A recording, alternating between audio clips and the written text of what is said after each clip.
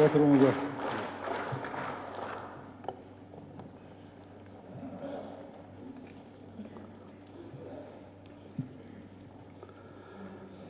Құрметті мекендестерім, жаңа жылдың алғашқы күндерін жағымды оқиғаменен бастап, еліміздің татықты ұл қыздарына мемлекеттік сыйлықтарды, жоғарғы наградаларды тапсыру әземіне чоғыл отырабыз.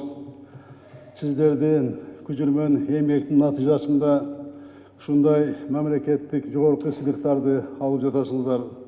Бұның артында абдан чоң еңбек артында бар.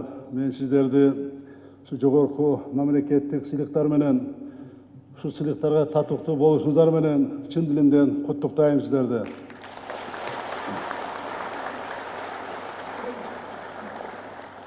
Өткен жылды татықты ұзатып, 2020 жылға қарата жақсы мақсаттарды қойдық. Жаңы міндеттерімізді анықтадық. Бұл жылы жасай тұрған істеріміз абдан арғын. Өлкөбүздүн өктүрүгө, элдин жашоосун жакшыртууга багытталган реформаларды улантабыз. Элечерин өнүктүрүүнү, өлкөнүн санариптештирүүнү, соттук укуктук реформаны ишке ашырууну, коррупция менен күрөшүүнү артыкчылыктуу багыт бойдон кармайбыз. Аларга кошумча быйыл балдарды коргоо жылына өзгөчө көңүл бурабыз. Балдарда эстейлик камкордук алган, кары картаңдарды урматсый менен мамиле кылган ыймандуу коом гана өз өлкөсүнүн жаркын келечегин жарата алат. Ата бабаларыбыз улун урматтаган, жетим жесирди камкордук алган, боорукерликтин негизги жаш эрежеси катары кабылдаган нарктуу коом куруп кетишкен. Тилекке каршы азыркы доордо зомбулук күчөп, кары картаң балдар кароосуз калган учурлар көбөйдү. Ошондуктан балдарды колдоо жылы деп жарыяладык. Максатыбыз нукура улуттук баалыктарыбызды сактап калууга, бекемдөөгө жапырт киришүү. Экономиканы көтөрүү, элдин жашоо шартын оңдоо негизги милдетибиз бойдон кала берет. Алдыга койгон максаттарга жетүү үчүн сиздердей эмгекчи жарандарыбыз, мекенчил жаштарыбыз көп болушу зарыл. Ийгиликтин ээси болуу үчүн журтубуздун биримдигин, улуттар аралык ынтымактын сакталышы эң башкы зарыл фактор. Сиздердей эмгек адамдардын жардамы мамлекет үчүн чоң мааниге ээ. Сиздер, урматтуу мекендештерим, мамлекет демилгелеген реформаларды, келечекке багытталган өзгөрүүлөрдү колдоп жатасыздар. Учурдан пайдаланып, сиздерге чын ниетимден ыраазычылык билдирем.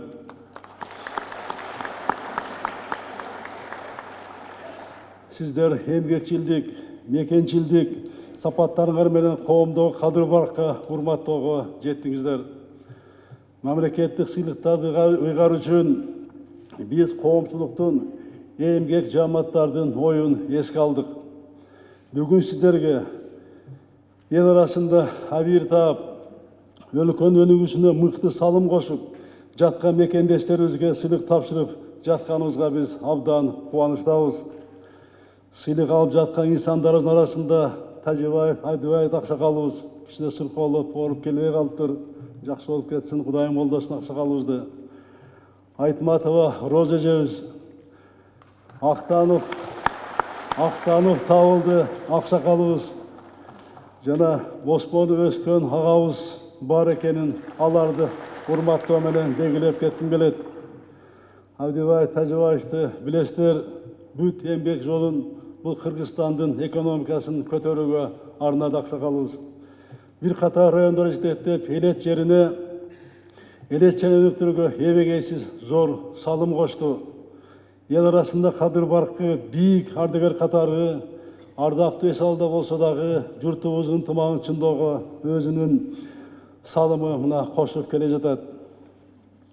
Роза Торакуловна мектептин мугалими, институттун окутуучусу катары көптөгөн жаштарды тарбиялады. Эне катары, адис катары жаштарды колдоо багытында тынбай иштеп, ополтоодой эмгек өтөдү. Жаштардын насасы катары кылган эмгеги коомдун мактоосуна арзыды. Кыргызстандын күчтүү жарандык коомдун түтөлүшүнө өзүнүн барандуу салымын кошту.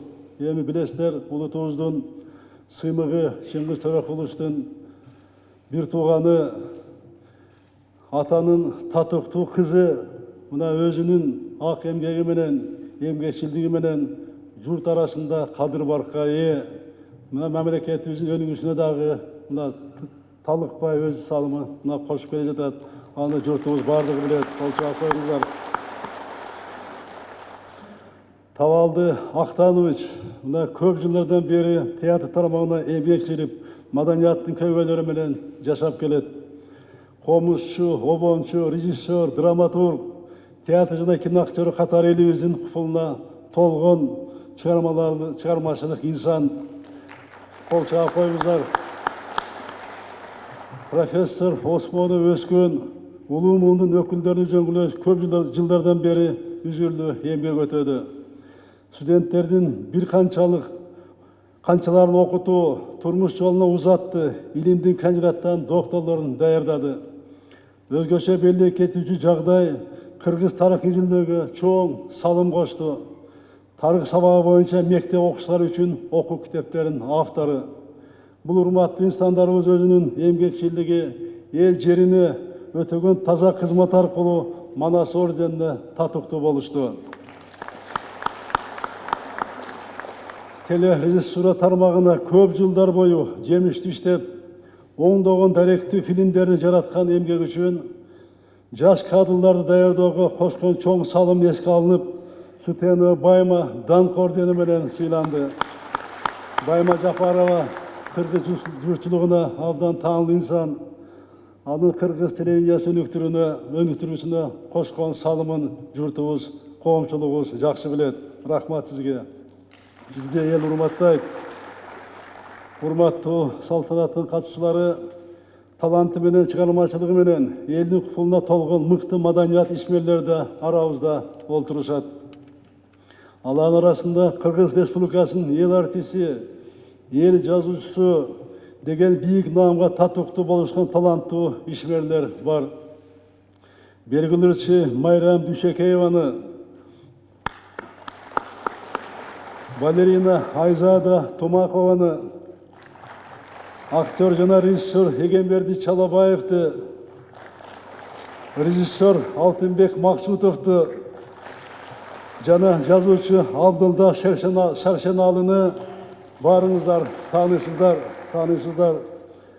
Элдик музыкалык аспаптарды жасап, аларды кайрадан жаңыртып, эл аралык аренага алып чыгып, улуттук маданиятыбызга чоң салып кошуп жаткан уникалдуу уста композитор Нурланбек Нышанов да туруп койсоңуз, эл артисти наамын алып жатканы баарыбызды кубандырат деп ойлойм.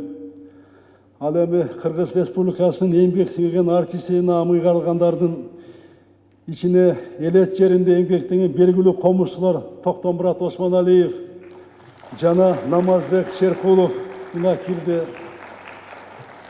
Бул таланттуу эки адамыбыз комуз өнөрүн жаштарыбызга жеткирүүдө жана эл аралык деңгээлде даңазалоодо чоң эмгек жасашты. Эл ичи өнөр кенчи деп бекеринен айтылбайт. Ошондо өнөрлүү мекендештерибиздин бири Кенжеева Айымкан Чүй облусунун Сокулук районунун тургуну, Аксаамай фольклордук ансамблинин көркөм жетекчиси, улуттук маданияттын талыкпаган күйөрманы. Айымкан Кенжеевнага Кыргыз Республикасынын маданияттын эмгек сиңирген кызматкерлигин наам ыйгарылды. Наш аксакал Алибек Ашпилилев, опытный специалист, хороший руководитель, отличный наставник. Велика его заслуга в строительстве дорог, мостов, каналов и транспортных коридоров. Внес большой вклад в развитие международного сотрудничества дорожной отрасли. За свой многолетний труд Лев Маркович награжден медалью «Данг». Наш замечательный ветеран труда Пальчунов Владислав внес большой вклад в социально-экономическое развитие Тахтагульского района. Его заслуги в сфере пчеловодства известны не только в районе, но и по всей стране. Владислав Петрович награжден медалью «Данг». Медали «Данг» удостоился также Федоров Александр, известный художник-фотограф. Александр Павлович долгое время работал в киностудии «Кыргызфильм», был фотокорреспондентом в газетах, журналах, преподавал и участвовал в съемках самых знаменитых фильмов. Он, можно сказать, участвовал в создании кыргызского чуда в кино. Он носитель памяти о великих достижениях кыргызского кино. Спасибо вам. Урматтуу салтанаттын катышчылары, эми мамлекетибиздин социалдык тармактан эмгеги менен бир баар тапкан мекендештерибиз тууралуу айта кетейин. Бул тармакта биздин айымдар арбын иштейт. Билинбеген түйшүктү да аял заты көтөрүп келет. Сыйлангандардын арасында айымдардын көбөйүп жаткандыгы жакшы көрүнүш. Ден соолук ар бир адам үчүн, жалпы коом үчүн эң кымбат нерсе. Жарандарыбыздын ден соолугун сакчылыгында турган бир катар дарыгерлер жогорку сыйлыкка татыктуу болушту. Уважаемые друзья, среди медиков я должен назвать замечательного врача. Это заведующий отделением Национального фтизиатрического центра Жданова Елена Васильевна. Она патриот своей страны, остается верной своей сложной, иногда опасной для здоровья, но любимой профессии. Сочетает лечебное дело с научной работой. Является автором многих научных статей и методических приложений. Она успешно внедряет сейчас новые подходы в электронном здравоохранении. Елена Васильевна удостоена звания «Заслуженный врач Кыргызской Республики». Сыйланган дарыгерлердин арасында Кубатбеков Алмазбек бар. Бишкек травматология жана ортопедия илимий жүлдө борборунун директорунун орун басары болуп эмгектенет. Ал Кыргыз Республикасынын Арда грамотасы менен сыйланды. Учурдан пайдаланып, жалпы эле ак ниети менен кызмат кылып аткан ак калачан дарыгерлерибизге, калкыбыздын ден соолугу сакчыларына жасап аткан иштери үчүн терең ыраазычылык билдирип кетем. Урматтуу сыйлык ээлери, биздин келечегибиз ыймандуу, билимдүү жаштарыбыз. Балдарыбызга сапаттуу билим, татыктуу тарбия берип жаткан мугалимдерибиз терең урматка ээ. Биз мыкты мугалимдерди ар дайым сыйлайбыз, сыймыктанабыз. Элет жеринде эмгектенип, сапаттуу билим берген мугалимдерге өзгөчө алкышыбызды айтабыз. Мисалы Жанузакова Ибадат Шакиевна, Токтол районундагы Бөкөнбаев атындагы мектептин башталгыч класстарынын мугалими. Ал бардык күч аракетин, билимин, бай тажрыйбасын жаш балдарды тарбиялоого жумшап келүүдө. Ибадат Шакиевнанын ар бир окуучунун психологиялык өзгөчөлүктөрүн эске алган иш тажрыйбалары райондук, областтык деңгээлге жайылтылган. Өзүнүн автордук программасын түзүп, үзүлүү эмгектенип жатканын мен Токтоолго барып, өзүм көзүм менен көрүп келдим. Элеттик мугалим эжебиз эмгек сиңирген мугалим наамына татыктуу болду. Кол чаап коюңуздар. Ал эми Стаханов Токтожума Мадиевич Жумгал районундагы Кызыл Октябрь орто мектебинин башталгыч класстарынын мугалим болуп иштейт. Талыкпас эмгегинин натыйжасында бир катар кароо сынактарга катышып, байгели орундарга ээ болгон. Тоолуу айылдагы мектептин мугалим кесиптеши арасынан суурулуп чыгып, мына өз эмгеги менен ушундай наамга татыктуу болуп атат. Эмгек сиңирген мугалим ардак наамын алып жаткан дагы бир инсаныбыз Бардагүл Качканакова. Келдиңизби, туруп койсоңуз. Бардагүл Дүйшөнова Таластагы Отунбаев орто мектебинин мугалими. Окуучуларга билим берүүдө ар бир окуучунун жөндөмүн эске алып, сапаттуу сабак берет. Ал директор болуп иштеген учурда Манас районундагы Кызыл Жылыз орто мектеби облуста биринчи орунда турган. Жыл сайын 3-4 окуучу мектепти артықшылық менен бүтүрүшкөн, республикалык олимпиадаларга катышкан. Бардагы дүйшөнүмдан чыгармачылык менен иш алып барган тажрыйбалары белгилүү. Айтып кетишим керек, улуу жазуучубуз Чыңгыз Төрөкулович Айтматовдун калем менен бүт дүйнөгө таанылган биринчи мугалим Дүйшөнкул агайыбыздын кызы болот деп айтып койсом туура болот деп ойлойм. Кол чаап коюңуздар. Урматтуу мекендештерим, элдик кол өнөрчүлүктү кайра өнүктүрүп жаткан адамдарыбызды белгилеп кетким келет. Кыргыз кол өнөрчүлөрүнүн 100дөн ашык буюмдарын эл аралык сапат сертификатына жеткирип, дүйнөлүк рынокко чыгарган Динара Чочумбаеваны даңк медали менен сыйланды. Рахмат сизге. Заманбап кийиз буюмдарын жасоого, өзгөчө ак калпакты жана ак элечекти жасоого өнөрүн өнүктүрүүгө кошкон зор салым үчүн Айдай Асанкулова Кыргыз Республикасынын ардак грамотасына татыктуу болду. Ардак грамотага ээ болуп жаткан дагы бир инсаныбыз Сабира Солтонгелдиева ЮНЕСКО иштери боюнча, туруп койсоңуз, ЮНЕСКО иштери боюнча улуттук комиссиябыздын жооптуу катчысы. Бул үч инсаныбыз ак калпак, бозүй, ала кийиз, шырдак жаш өнөрлөрүн ЮНЕСКОнун материалдык эмес мурастарынын тизмелерине киргизүүгө чоң салым кошушту. Рахмат сиздерге.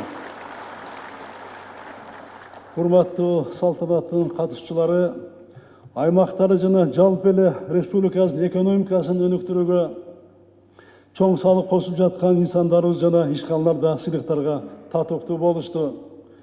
Ысык Көл облусунун Кара Көз шаарында бир айыл, бир продукт коомдук бирикмеси жана Бишкек шаарында Данагра азыктары жоопкерчилиги чектелген коому Кыргыз Республикасынын ардак грамотасына татыктуу болушту. Бишкек шаарынын Алма мода тигүү ишканасынын директору Субанова Алымкан, мамлекеттик материалдык резервдер фондунун лаборатория башчысы Сариева Роза жана Араван районундагы Зиябидин ата асыл тукум фермердик үрөнчү дыйкан чарба жетекчиси Бекмурзаев Ханыбек да Кыргыз Республикасынын ардак грамотасы менен сыйланышты. Урматтуу сыйлык ээлери, сиздердин ар бириңердин атын ардатап, өзгөчө белгилей турган инсансыздар. Ел арасында кадыр баркка ээ болгон мекендештерим, баарыңыздарды мамлекет сыйлык жана жогорку наамдарыңыздар менен дагы бир рет чын дилимден куттуктайм. Сиздер сыяктуу эмгекчил, ак ниет мекендештерибиз аргын болсо өлкөбүз өнүгүп өсөт. Сиздерге бекем ден соолук, бакты таалай, ийгиликтерди жана жакшылыктарды каалайм. Эл журтубуз Кыргызстан үчүн талыкпай эмгектене бериңиздер, Элибизде дайыма тынчтык болсун. Жергебизде ар дайым биримдик, элибизде ынтымакчылык, жакшылыктар, ийгиликтер элибизде ар дайым коштоп жүрсүн. Сүйүктүү Кыргызстаныбызда ар дайым Кыргызстаныбызды Кудайым колдоп, алдыга жылып өнүгүп өсө берсин. Сиздерге чоң рахмат. Эми сыйлык тапшыруу жөнүнө өтөлү. Рахмат сиздерге. Кыргыз Республикасынын президентинин жарлыгы Кыргыз Республикасынын социалдык, экономикалык, интеллектуалдык жана маданий потенциалын өнүктүрүүгө олуттуу салым кошкондугу, ошондой эле кесиптик ишиндеги чоң жетишкендиктери үчүн төмөнкүлөр сыйлансын. 3-чү даражадагы Манас ордени менен Айтматова Роза Төрөкуловна, айылдарга жардам берүү борбору коомдук бирикмесинин президенти.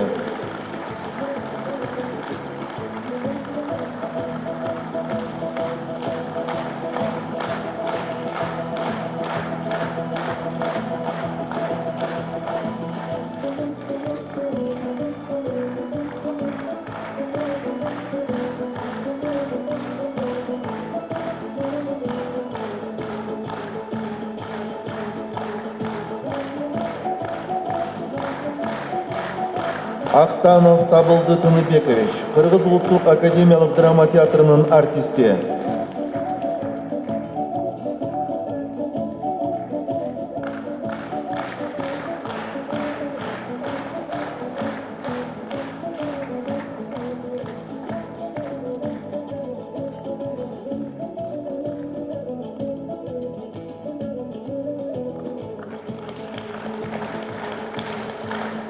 Осмонов Өспөн Жусупбекович, Кыргыз Улуттук агрардык университетинин тарых жана философия кафедрасынын башчысы.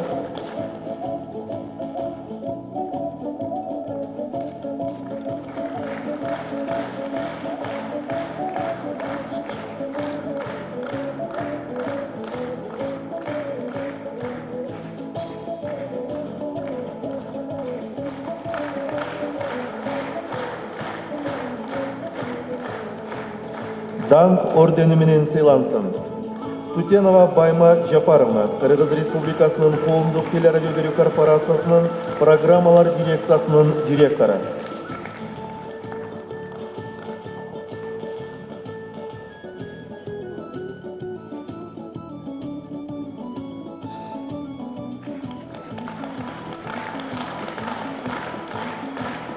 Даңқ медалы менен Алибегашвили Лев Маркович, Кыргыз жол Транс-Долбоор мамлекеттик ишканасынын башкы директорунун орун басары.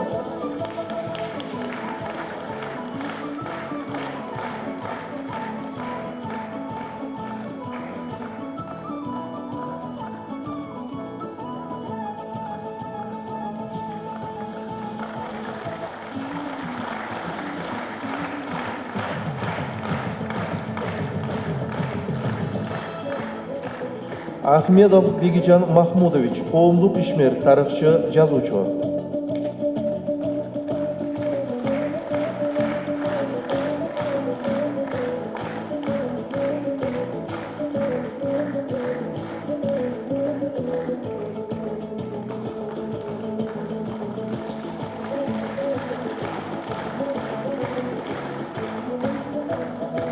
Маматкеримова Гүлмира Рыспековна, көз карандысыз эксперт, Кыргыз Республикасынын президентинин алдындагы соттук реформа боюнча кеңештин мүчөсү.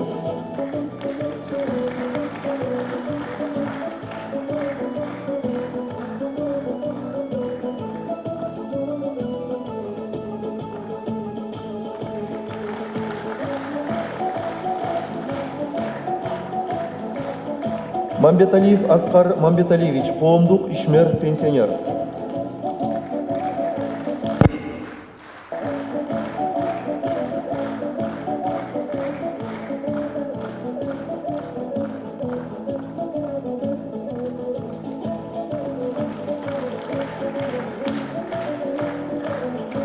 Мурзаев Рахматилла, Кыргыз Республикасынын социалдык фондунун Кызылкай шаардык башкармалыгынын начальниги.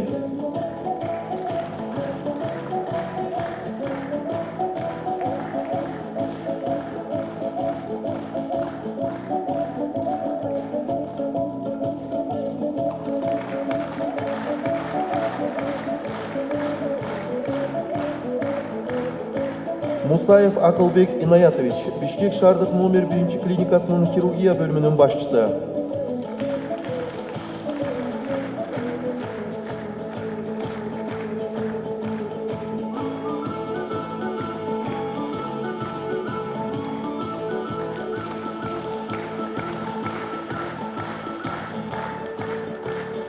Толчунов Владислав Петрович, Жалал Абад облусунун Токтогул районундагы Мустөр ачык акционердик коомунун башкы директору.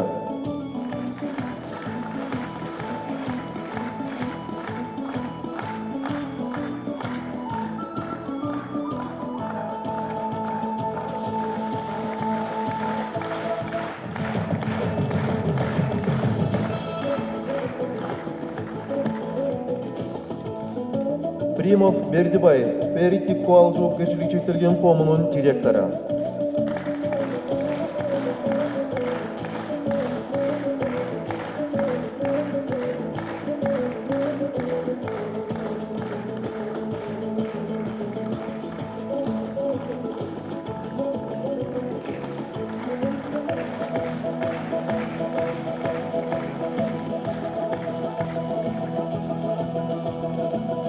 Сагынбаев Латипжан, коопдук жана саясий ишмер, эмгек ардагери.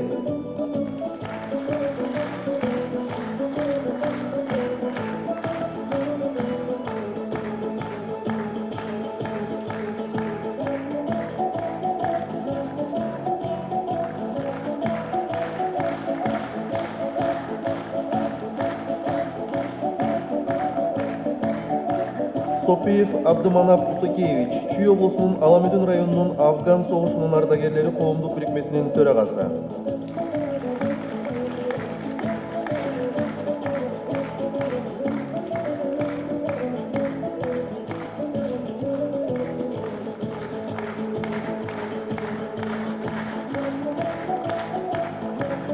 Федоров Александр Павлович, сүрөтчү, фотограф.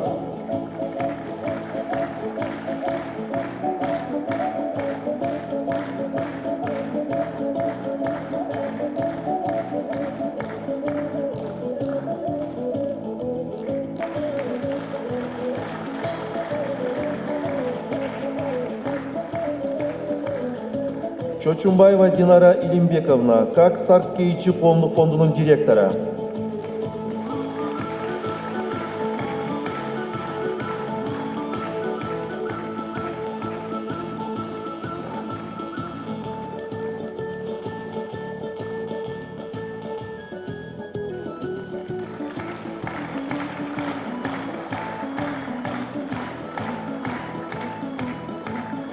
Кыргыз Республикасынын эл артисти деген ардактуу наам берилсин.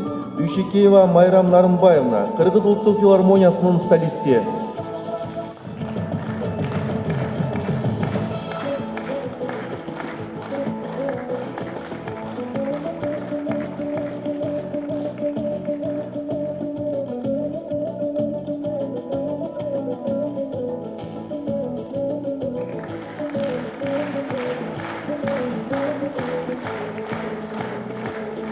Нышанов Нурланбек Ашимович, Устат Шакирт Плюс коомдук фондунун салттуу музыка борборунун көркөм жетекчиси.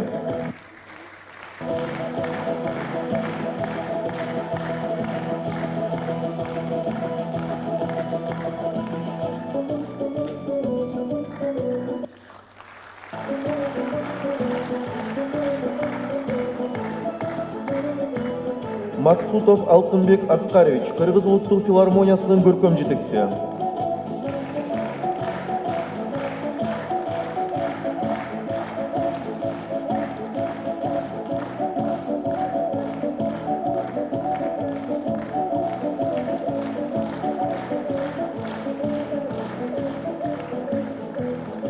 Тумакова Айзада Мамед Исаевна, Кыргыз Улуттук академиялык опера жана балет театрынын сахнасынын алдыңкы чебери, балетмейстер коюучусу.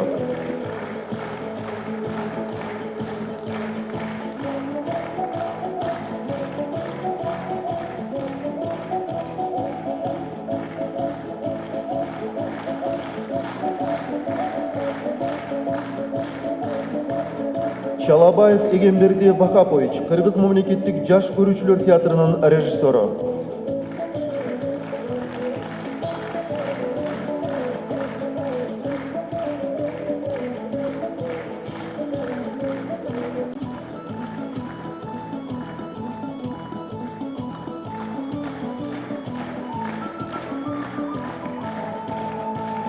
Кыргыз Республикасынын эмгек сиңирген артисти деген ардактуу наам берилсин. Ахмедов Абдикерим Султанович, обончу, ырчы, Ош мамлекеттик университетинин искусство факультетинин окутуучусу.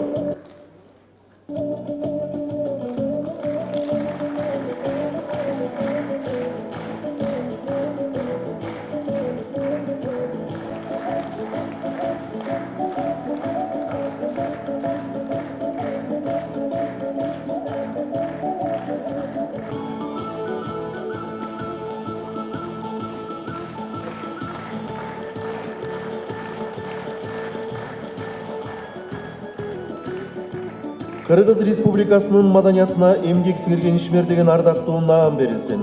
Ажыматов Зайырбек Самаганович, акын, Азаттык медиа мекемесинин штаттан тышкаркы кабарчысы.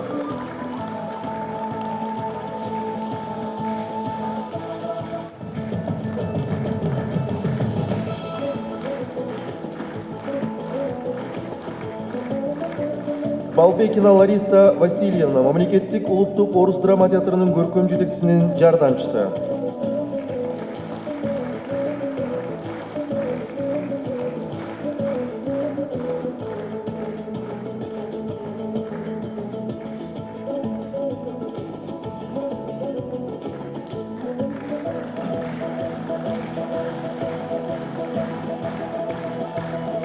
Бекешов Бейшенбек Асекович, 2 канал, Ньюту телерадио компаниясы жоопкерчилиги чектелген коомунун кабарчысы.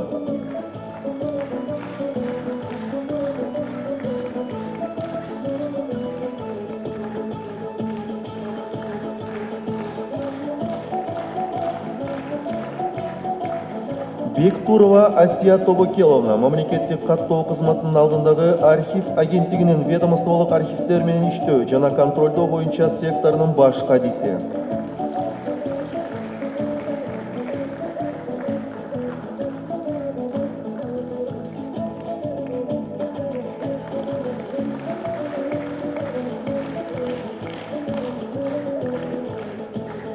Жаманкулов Райымберди, Ош облусунун Ала райондук маданият үйүнүн көркөм жетекчиси.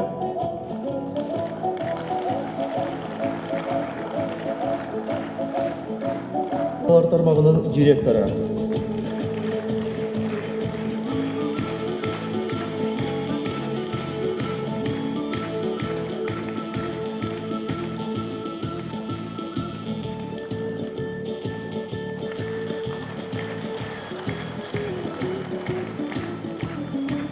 Кенжеева Айымкан Кенжеевна, Ак Саамай фольклордук ансамблинин көркөм жетекчиси.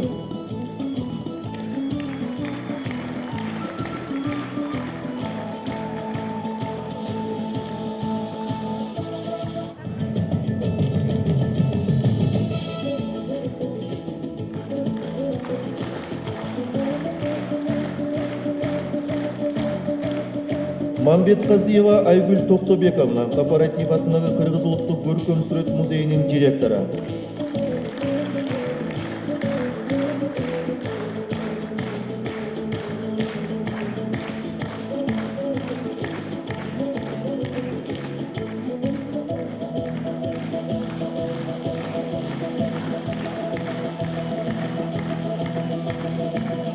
Мамбетов Ишенбек Маралбаевич, Кыргыз улуттук академиялык опера жана балет театрынын директорунун орун басары жана аткаруучу директору.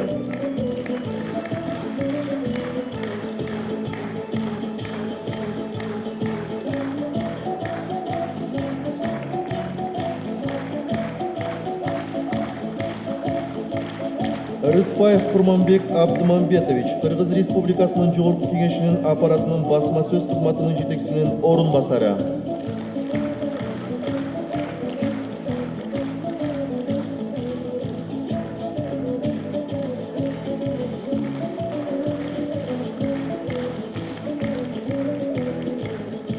Сарыгулова Зина Амановна, Кыргыз улуттук консерваториясынын вокалдык өнөр жана дирижерлук факультетинин деканы.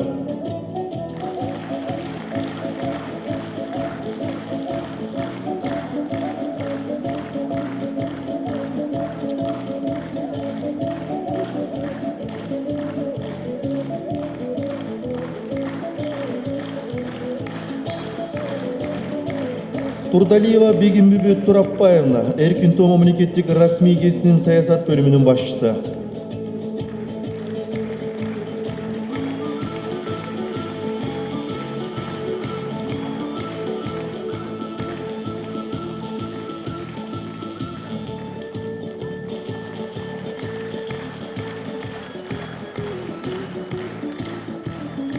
Эшкожоева Бегайым Ибраимовна, Кыргыз Республикасынын ЛТР мамлекеттик телерадио берүү компаниясынын эфирди камсыздоо бөлүмүнүн башчысы.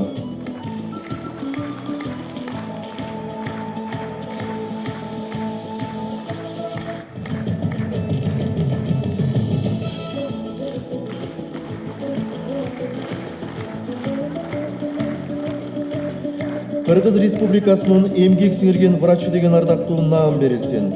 Асаналиева Айтыкан, Бишкек шаарынын номер 15-үй медицина борборунун педиатр врачы.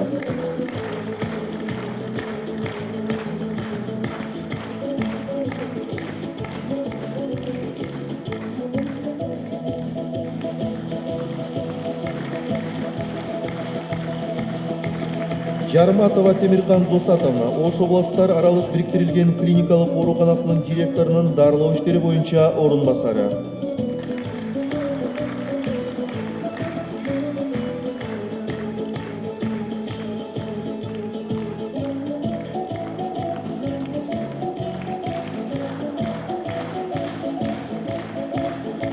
Байгончокова Бурул Чоокбаевна, Бишкек шаарынын номер 1 үй-бүлөлүк медицина борборунун врачы.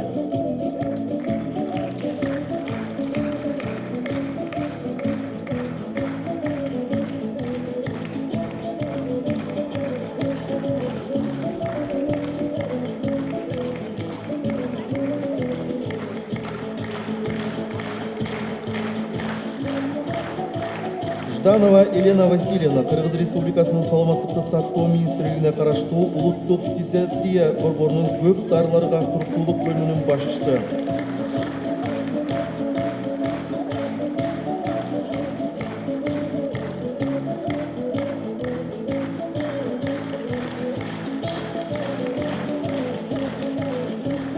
Иманкулов Абдыгали Нарыбаевич, Жалал Абад областык клиникалык ооруканасынын реанимация бөлүмүнүн башчысы.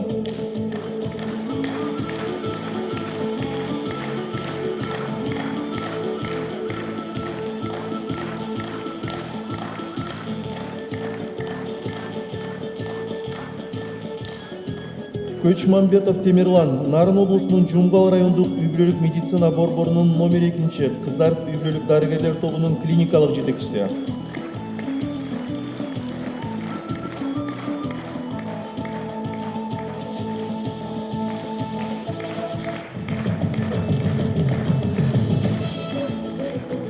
Курманова Айман Темиркуловна, Ысык Көл областык бириктирилген ооруканасынын жугуштуу оорулар бөлүмүнүн башчысы.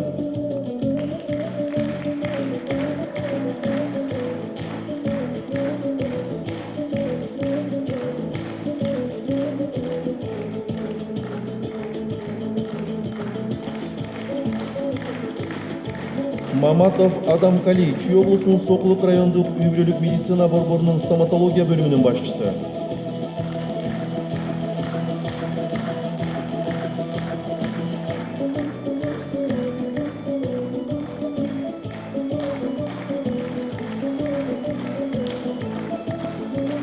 Тазабекова Жамал Исмаиловна, Кыргыз Республикасынын Ички иштер министрлигинин медициналык башкармалыгынын Ош шаары жана Ош облусунун медицина кызматынын бейтапкана жана дарылоо борборунун врачы.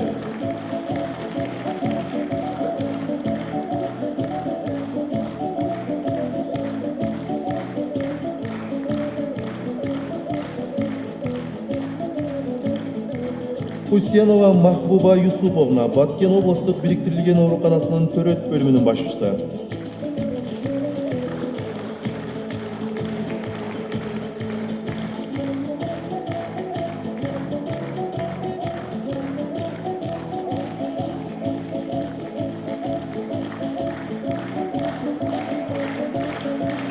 Кыргыз Республикасынын саламаттык сактоосуна эмгек сиңирген кызматкер деген ардактуу наам берилсин.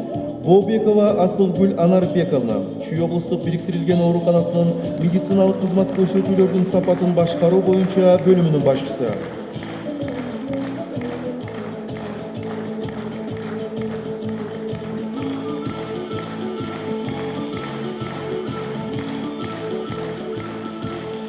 Кыргыз Республикасынын эмгек сиңирген мугалими деген ардактуу наам берилсин. Авазов Абдыманап Конокович, Сузак районундагы Темирбаев атындагы мектеп гимназиясынын кыргыз тили жана адабияты мугалими.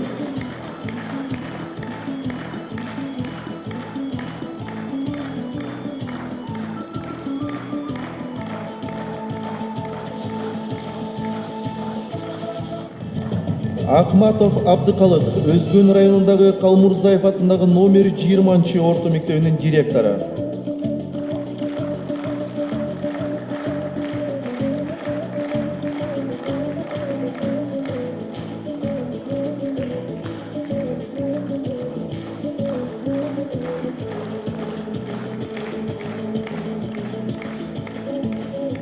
Качканокова Бардакүл Дүйшеевна, Манас районундагы Отунбаев атындагы жалпы билим берүү орто мектебинин математика мугалими.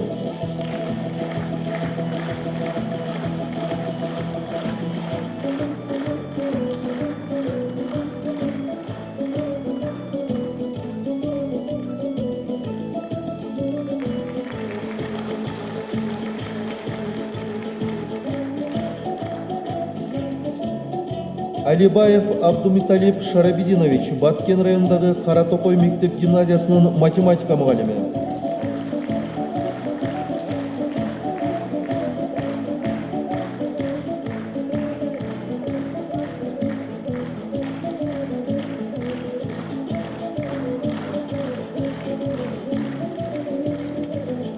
Самиева Тамарахан Ходжоевна Жетегүз районундағы Тамға жалпы билим берүү орто мектебинин мурдагы директоруна берилсин.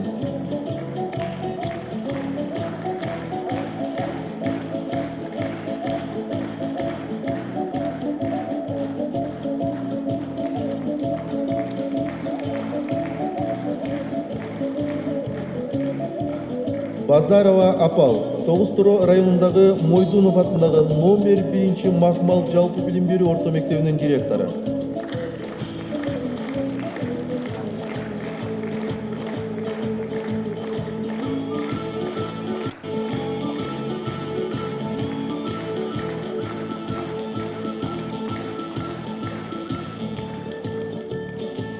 Жанузакова Ибадат Шакиевна Токтогул районундағы Бөгөнбаев атындағы номер 2 орто мектебинин башталгыч классларынын мугалими.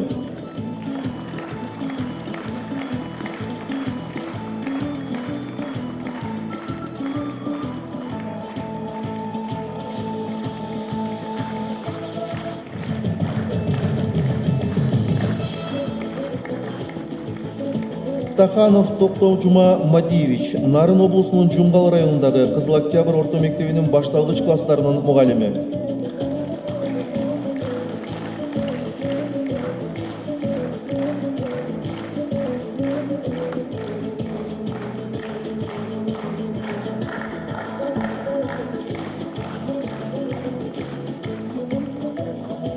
Карачаева Минаваркан Абдывахаповна Карасу районундагы Ширкулов атындагы номер 74 орто мектебинин кыргыз тили жана адабияты мугалими.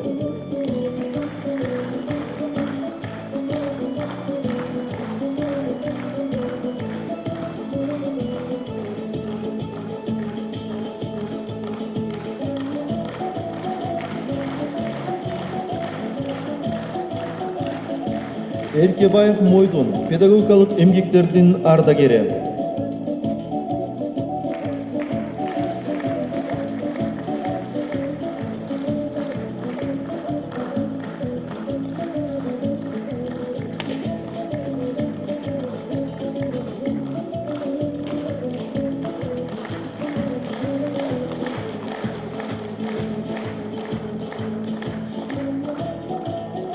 Кыргыз Республикасынын билим берүүсүнө эмгек сиңирген кызматкер деген ардактуу наам берилсин. Байгазиев Кадырберди Ош мамлекеттик университетинин гуманитардык педагогикалык колледжинин орто кесиптик билим берүүнүн теориясы жана методикасы кафедрасынын башчысы.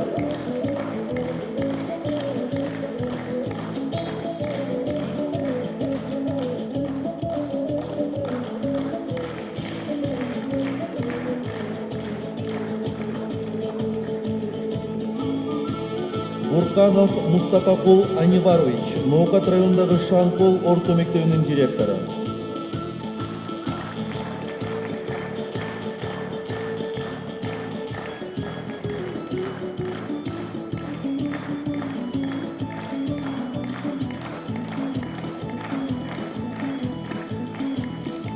Кудайкулова Айгүл Мамажановна Ош шаарынын азиз жана көрүүсү начар балдар үчүн атайын жалпы билим берүү мектеп интернатынын директору.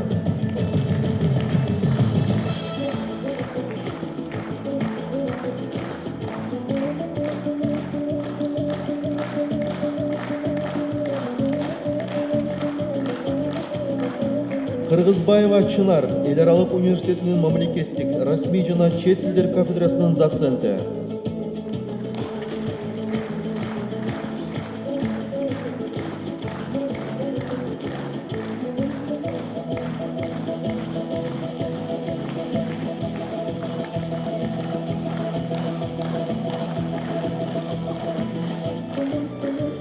Орунбеков Бакытбек Орунбекович Кыргыз-Түрк Манас университетинин коммуникациялар факультетинин журналистика бөлүмүнүн ага окутуучусу.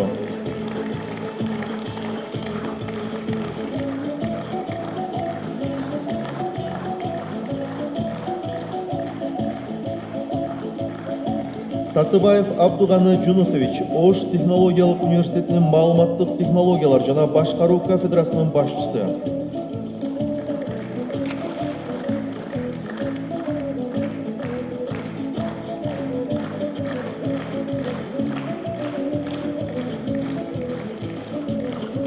Сырдыбаева Эльмира Айбашевна, Бишкек шаарындагы номер 127 Аклай баланы өнүктүрүү борборунун директору.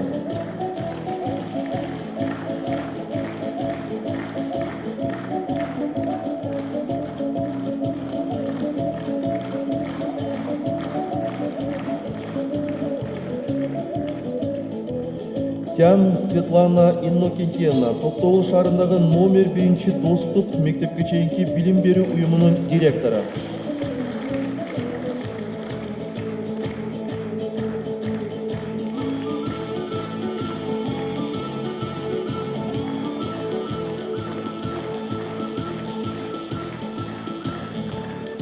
Кыргыз Республикасынын илимине эмгек сиңирген ишмер деген ардактуу наам берилсин. Арзиев Жоромамат, Кыргыз Республикасынын Улуттук илимдер академиясынын Жаратылыш ресурстары институтунун директору.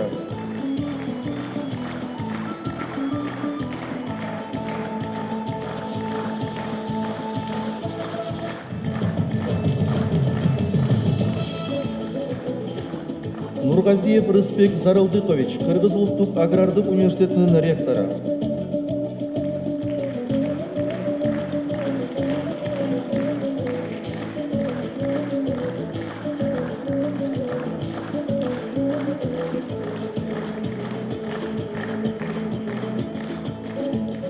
Турдалиева Чолпон Жапарбековна, Борбордук Азиядагы Америка университетинин антропология профессору.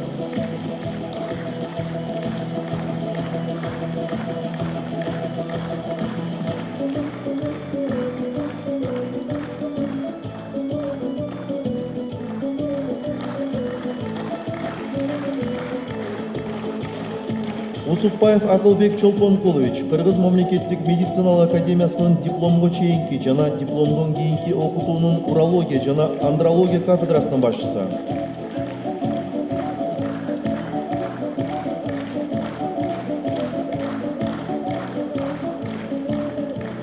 Чодуров Темирбек Макешевич, Кыргыз мамлекеттик университетинин география, экология жана туризм факультетинин деканы.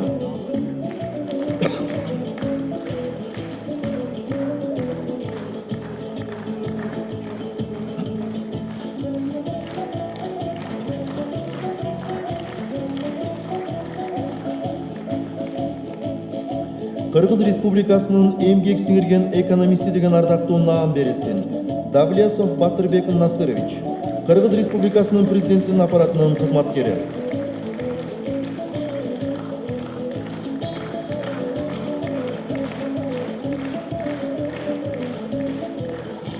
Кыргыз Республикасынын эмгек сиңирген юристи деген ардактуу наам берилсин. Бекбасаров Рашид Бердибаевич, Кыргыз Республикасынын шайлоо жана референдум өткөрүү боюнча Борбордук комиссиясынын мурдагы мүчөсү.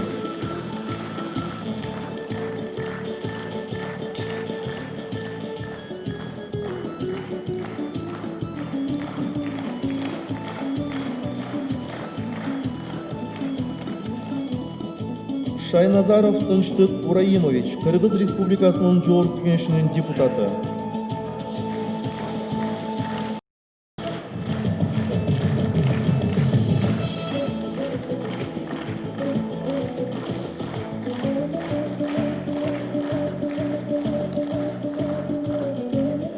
Кыргыз Республикасынын мамлекеттик кызматына эмгек сиңирген кызматкер деген ардактуу наам берилсин.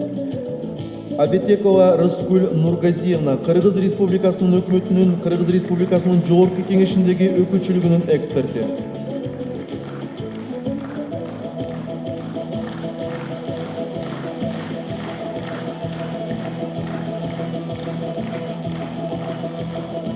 Бородинова Нуржан Арзукуловна, Жаштар иштери, дене тарбия жана спорт боюнча мамлекеттик агенттигинин статс катчысы.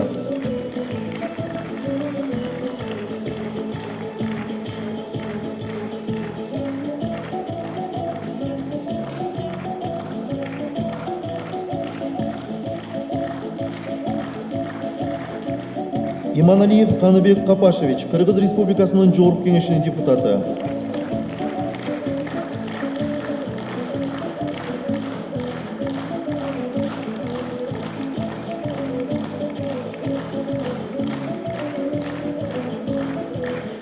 Телекманова Алмагүл Омурзаковна, мамлекеттик тил боюнча улуттук комиссиясынын аймактарда мамлекеттик тилди өнүктүрүү бөлүмүнүн башчысы.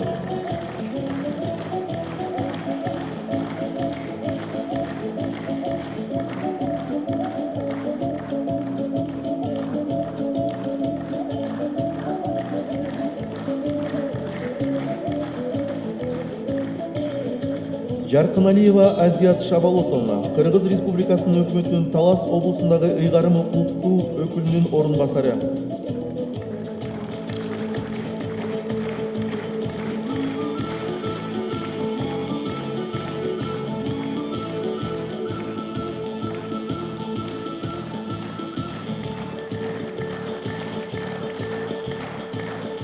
Кыргыз Республикасынын байланышына эмгек сиңирген кызматкер деген ардактуу наам.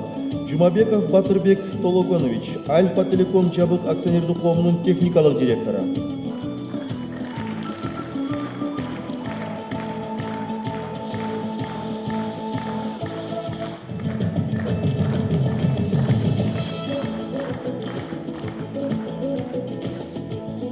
Сабырканов Эгемкул Исраилович, Кыргыз Телеком ачык акционердик коомунун Ош облустук филиалынын директору.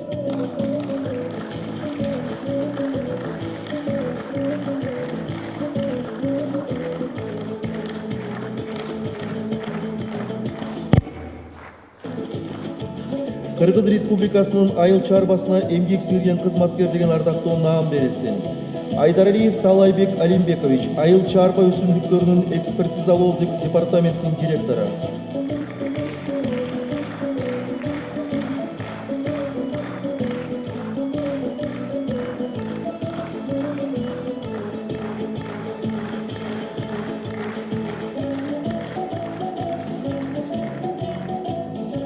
Кыргыз Республикасынын транспортуна эмгек сиңирген кызматкер деген ардактуу наам берилсин. Бусурманкулов Абдумалик Бурканбекович, Манас эл аралык аэропорт ачык акционердик коомунун инфраструктуралык өнүктүрүү дирекциясынын директору.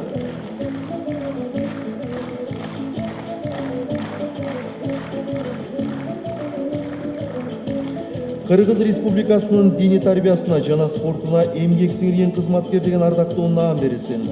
Жогина Эльвира Алексеевна, Бишкек шаарынын олимпиадалык резервдеги адистештирилген балдар өспүрүмдөр спорттук мектебинин директорунун орун басары.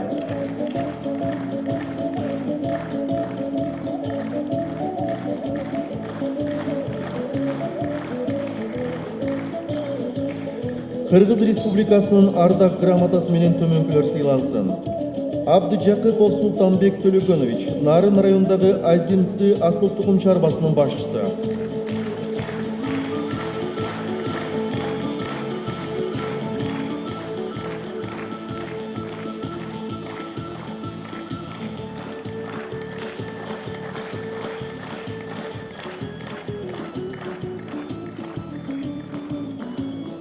Абдрахманов Кутбай, Баткен районундагы Токтогул атындагы орто мектебинин математика мугалими.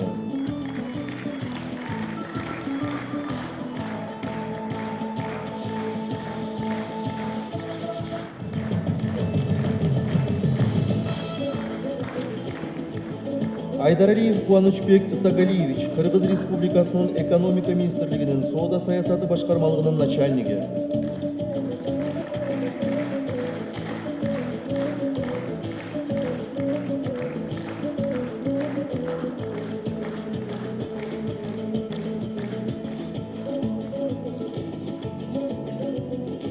Аманова Кундускан Козубаевна, Кыргыз Республикасынын коомдук телерадио берүү корпорациясынын Баластан телеканалынын продюсери.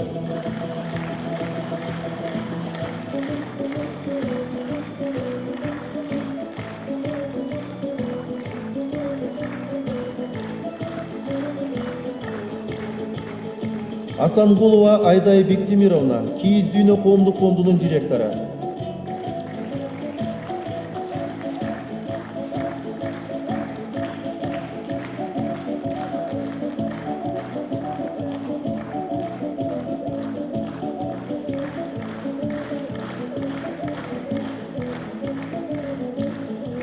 Ахметов Сапарбай Арзимбаевич Нукен районундағы Турузбеков атындағы номер 16 орта мектебінің математика мұғалімі.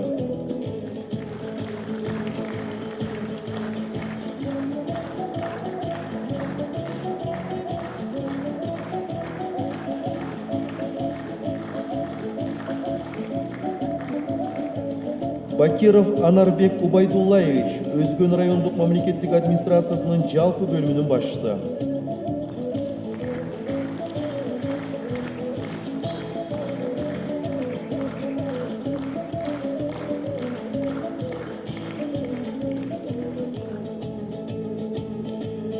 Батырбекова Самара Мырзахматовна мемлекеттік салық қызметінің Нарын шары бойынша башқармалығының кирешелерді есепке алу жана декларацияларды иштеп чыгуу бөлімінің инспекторы.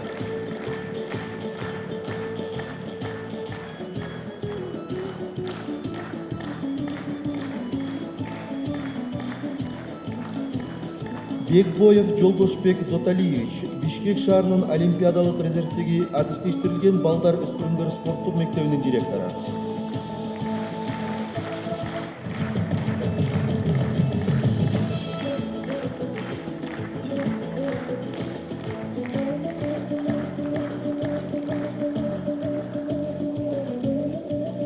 Бекмурзаев Каныбек Зиябудинович Араван районундағы Зиябидин ата асыл тұқым фермердік үрөнчүлүк дыйкан чарбасынын башчысы.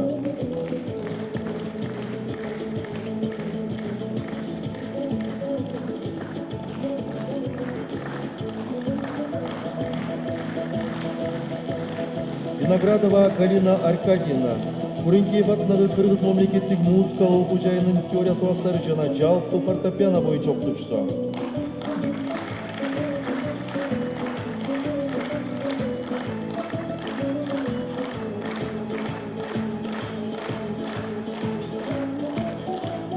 Гапаров Жамшит Бурканович Ош электроачык акционердик коомунун нөмөтчү электромонтёру.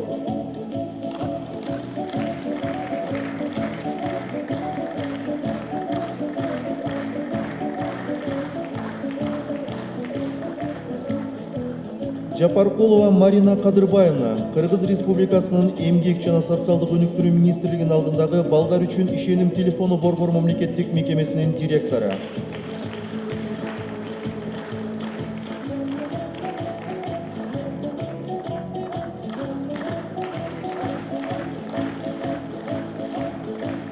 Жунушбаев Асылбек Сардарбекович Кыргыз Республикасынын президентинин жана өкмөтүнүн иш башкармасынын алдындагы автотранспорттук ишканасы мамлекеттик мекемесинин айдоочусу.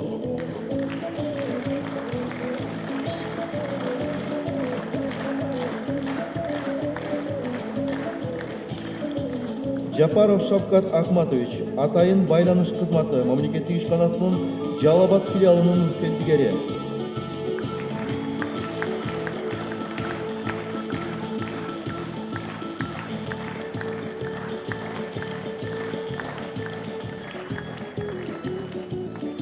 Жапарова Канталат Баткен шаарынын Ленин атындагы орто мектебинин башталгыч класстарынын мугалими.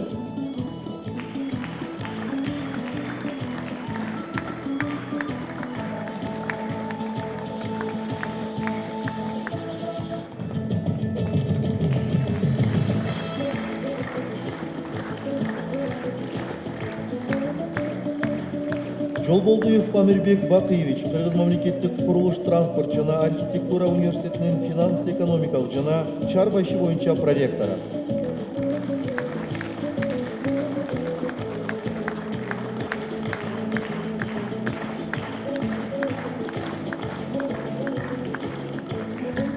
Зикиров Талайбек Мамаевич Кыргыз Республикасынын мамлекеттик кадр кызматынын түштүк аймактык өкүлчүлүгүнүн жетекчисинин орун басары.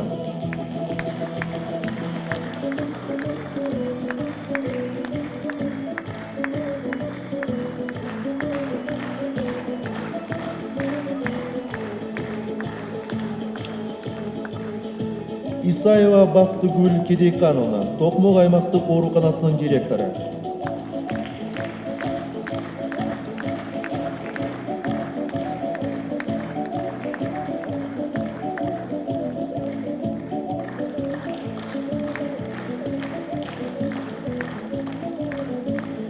Дүйшемканова Айпүбү Кыдыгалиевна мамлекеттик мүлктү башкаруу боюнча фонддун документтик камсыздоо жана аткарууну контролдоо бөлүмүнүн жетектөөчү адиси.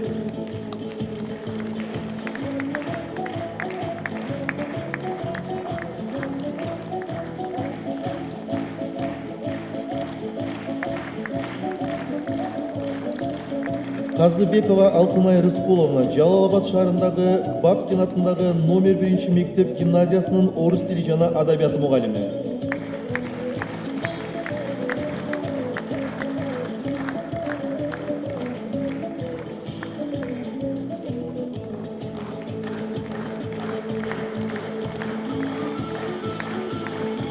Кандыбаева Фарида Кочкоровна Кадамжай районундагы Молдонияз атындагы гимназия мектебинин директору.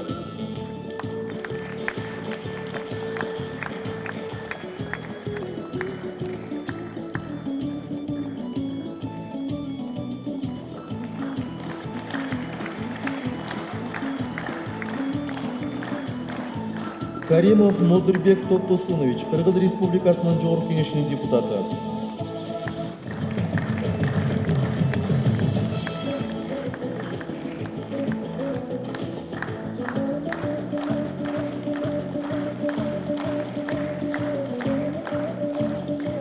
Карабаев Гайназар Мананович, Сүлүктүү шаарындагы Ташпороо жоопкерчилиги чектелген коомунун директору.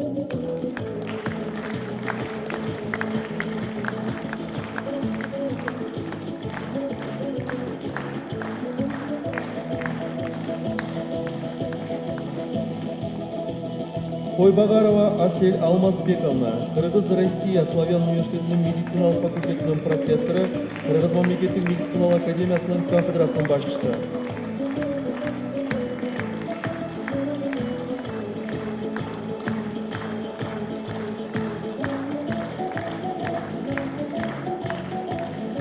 Кривошеин Вадим Петрович, Бишкек шаарындагы Дастан Транс улуттук корпорациясы ачык акционердик коомунун Атайын техника бюросунун начальниги.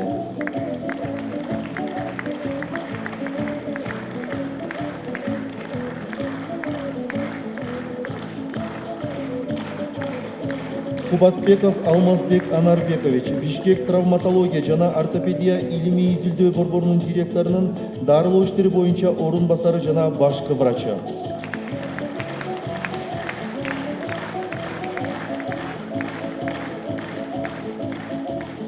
Куренкеев Айбек Сүйөрбекович, Байланыш операторлордун ассоциациясы юридикалык жактардын бирикмесинин аткаруучу директору.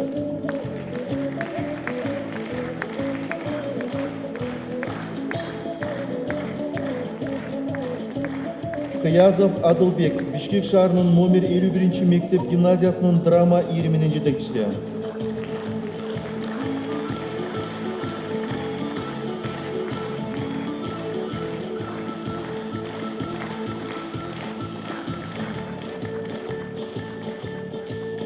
Мамбеткалыева Джипариса Токоновна, Жумгал аймактык ооруканасынын директорунун медайымдар иши боюнча орун басары.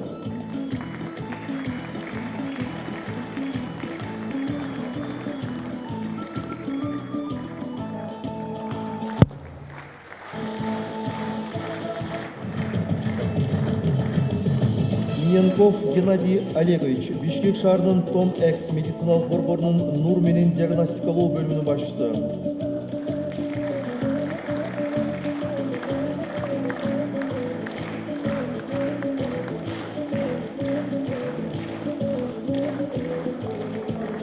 Мурзаева Айнагүл Тургунбаевна, Кыргыз Республикасынын Саламаттык сактоо министрлигинин алдындагы электрондук саламаттык сактоо борборунун медициналык статистика бөлүмүнүн башчысы.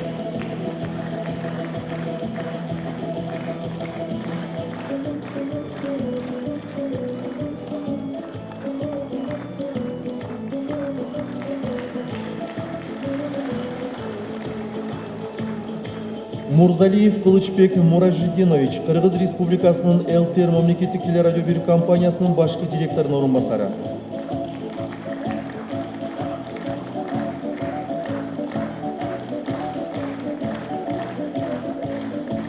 Назаралиева Нарынкүл Медербековна, Кыргыз туусу басма үйүнүн экономика бөлүмүнүн башчысы.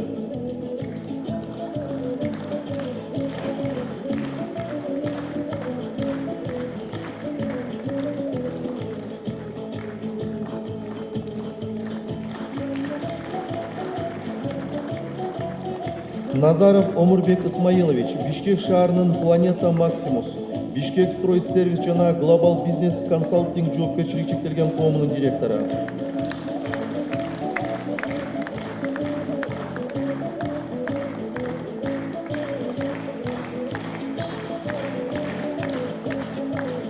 Нургазиева Сабира Мухтаровна, Ош областараралык балдар клиникалык ооруканасынын врачы.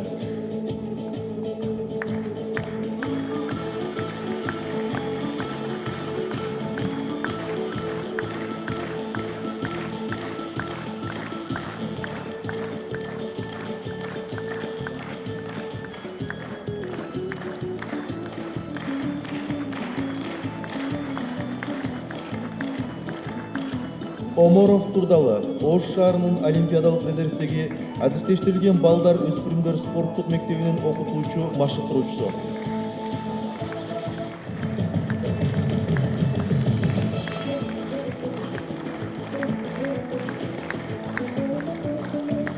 Расылканова Аписа, Токтогул райондук балдар музыкалык мектебинин директору.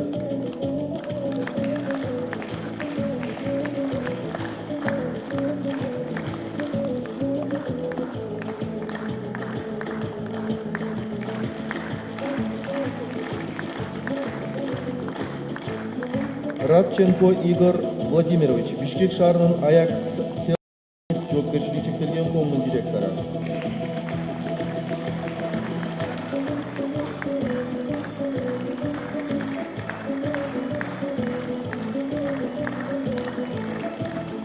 Рахмолдоев Замир Абдыкалыкович, Жумгал районундагы Чаек балдар өспүрүмдөр спорт мектеби мекемесинин эркин күрөш боюнча окутуучу машыктыруучусу.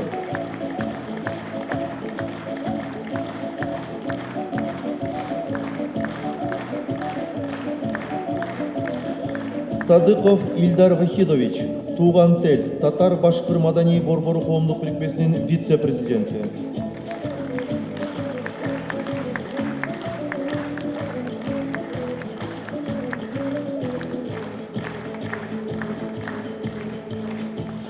Сайдуллаев Файзулла, Кадамжай районундагы Үч Коргон Испайрам суу пайдалануучулардын ассоциациясы юридикалык жактардын бирикмесинин башкы инженери.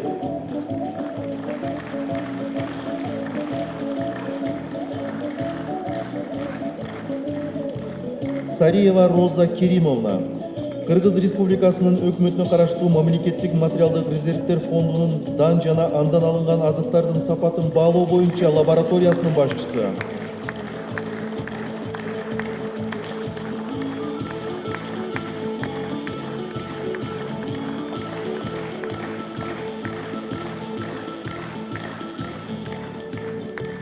Солтонгелдиева Сабира Самидиновна, Кыргыз Республикасынын ЮНЕСКО иштери боюнча улуттук комиссиясынын жооптуу катчысы.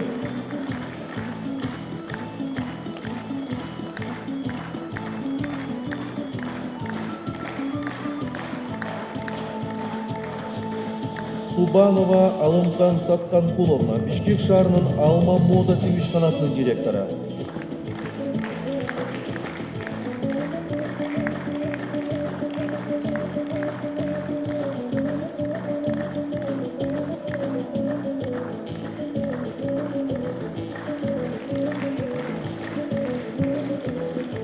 Төлөгөнова Раиса Кадыровна, Жети Көз районундагы Барспоон мөмө жемиш багы коомдук бирикмесинин жетекчиси.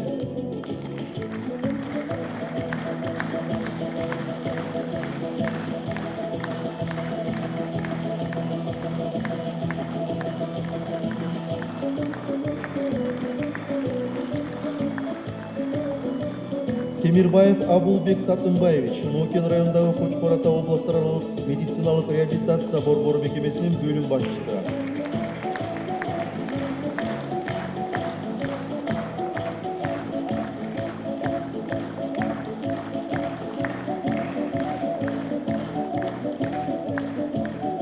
Токтобаева Калипа Дөмөрбековна, Каракөл шаарындагы Шопоков атындагы номер 4 жалпы билим берүү орто мектебинин кыргыз тили жана адабияты мугалими.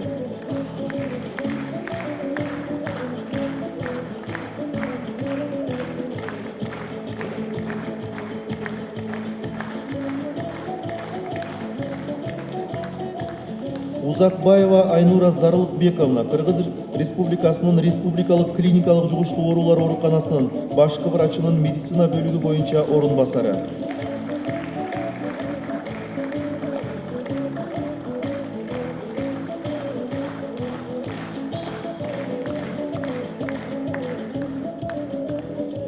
Усенова Нурила Каракол шаарындагы номер 9-орто мектебинин кыргыз тили жана адабияты мугалими.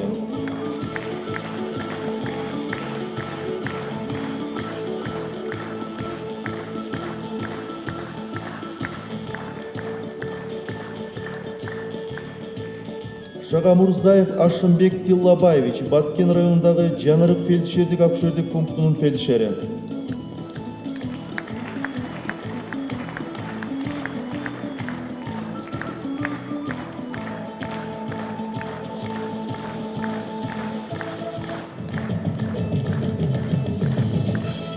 Bir айыл, bir продукт плюс bir коомдук бирикмеси Ысык көл облусу.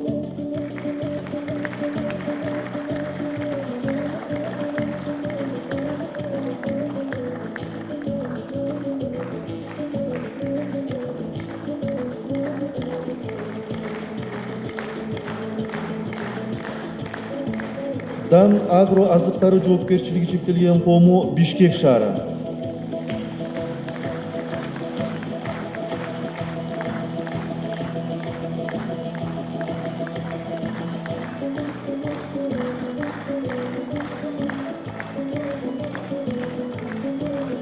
Кыргыз Республикасынын президенти Сооронбай Шарипович Жээнбеков.